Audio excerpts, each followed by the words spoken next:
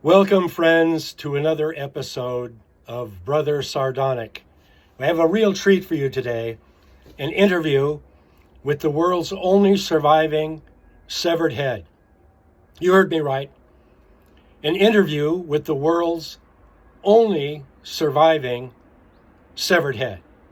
And so, without further ado, we'd like to introduce to you Mr. Lawrence C. Vandersnarf, the world's only surviving severed head. Welcome to our show, Mr. Vandersnarf. Well, thank you, Sardonic. Thank you for having me. Could you tell us, in your own words, how is it that you came to be the world's only surviving severed head? It was in a farming accident in Zool, Idaho. I was operating a threshing machine, cutting wheat. The machine hit a bump, and I tumbled off. The next thing I knew, I was as you see me here. A severed head. That's right. Well, what was your first reaction? A feeling of losing a great deal of weight quickly.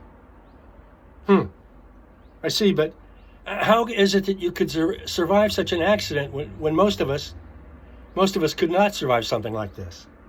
I don't know.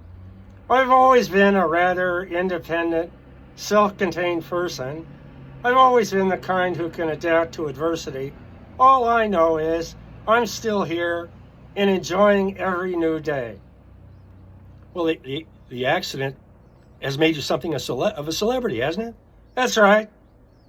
I've been on a Letterman show, Leno show, and Conan shows. I also had a small part in a movie. I don't know if you remember it, a movie with Lee Van Cleef. It was called Zontar, The Thing from Venus. I never saw that one. It was a pip. I understand that you've been made a pretty important government posting also. That's right. I was recently appointed to head up a new non-profit coalition called Americans Without Torsos. It's based in Washington, D.C. Very, very prestigious. Then I guess you feel lucky to be exactly the way you are. Well, not exactly. There are challenges. Do you have any idea how hard it is to meet women? No, I can imagine. I'm single. I tried everything. Hanging out at bars, going to the produce section at the supermarket. I can't seem to meet the right lady. Someone who will love me for who I am. I'll be out on a date with a good-looking woman, and she'll get up and excuse herself to go to freshen up in the ladies' room, and she bumps the table, and I roll right off. Can you imagine how embarrassing that is? Well, I can imagine, Try getting on a bus. There's no special provision for a disability like that. I have to get a rolling start toward the stairs, bounce off an object like a rock or a can, hit the first step, then bounce up again and again. That's unless somebody helps me. One time a bunch of kids, dumb kids, mistook me for a soccer ball. That was a narrow escape. And what a disaster that could have been. Another time, a gypsy woman mistakenly thought I was a face in a crystal ball and tried to make off with me. I'm so bitter I don't even want to talk about it. Well, I'm sure your audience, identifies with your struggles, and I could. Oh! You dropped me! You dropped me on the floor. You get me off of here. I'm on the wood floor. What are you? You drop. I'll get you. I'll get you up. I'm sorry. We've had a little bit of an accident here. Just a moment. You dropped me. Pick me up. Pick me up. Get me up off the floor. I'm bringing you. Get me off the floor. Okay. Don't ever do that again. Don't ever do that again to me. You hear me? I'm sorry.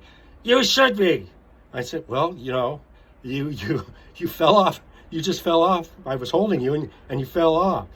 Well, if that happens again, I won't walk out of here, but I'll roll out of here. I guarantee you, clown.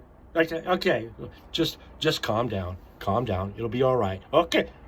I apologize. It'll be okay. Okay. Okay then. No repeats.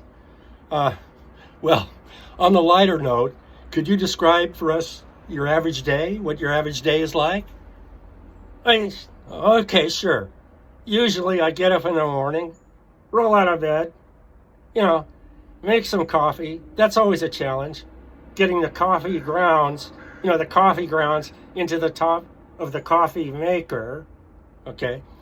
Then I check my email on the computer. I have to ask, how do you do that? By use of my tongue. I have a very developed tongue, developed over time and relentless exercise into the strongest tongue in the world. I hold the record in the Guinness Book for bench pressing a 12-pound cassava melon with my tongue. There's even been talk about it being entered in the Olympic Games. That tie you're wearing, that tie that you're wearing, you like that? Yes, it's very colorful. It has a neon. It has a neon that lights up, with a depiction on it, of Lady Gaga. Yeah, a fan sent it to me. I get gifts from lots of fans. Some of them are gifts I can't use. Like work boots. For example. Well, we're running a little short on time. Do you have any advice for any of us who might find ourselves in a similar situation? Well, it might be never give up or lose sight of your dreams, even if you're viewing them from a much lower position. The world is a circle, so try to be a well-rounded individual. If you've got a good head on your shoulders, you don't necessarily need the shoulders, okay? And you should always play to win, plan for your future, and always be one step ahead. I have to ask at this venture, you seem to have a very bad case of acne. Yeah, well, that's right. I eat a lot of candy bars, and I smoke a lot. I'm trying to cut down. I see. Well, thank you, Mr. Lawrence C. Vanderstarp, for joining us today as an honored guest on Brother Sardonic, and we wish you well. I expect to see you in the Olympic Games with your melon lifting event with the tongue, and also in future movies and television shows. I'm sure there's a big career for you. Oh yeah. There's always room for another pretty face, and talent to boot. I see. Well, thank you, Mr. Vandersnarf, and thank you, fans, for joining us. This is Brother Sardonic signing off. Until next time, talk to you then. Thank you. Bye. Goodbye.